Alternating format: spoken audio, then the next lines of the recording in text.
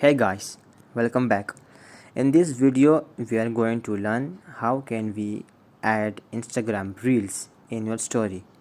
It's a very easy process and it works in both in your Samsung or Android and as well as in iOS. So let's get started. First of all, just open Instagram and then press on Reels. Let me remove the volume. Okay, so as you can see, first is the like one, the second is comment, and the third one is share. Press on share, and below search you can see add reel to your story.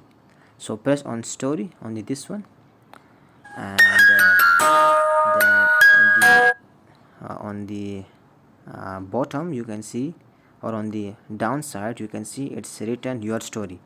So just press on your story, and as you can see it has been, I guess it has been added. Yeah, so see, it is added. It's just taking time as it's posting.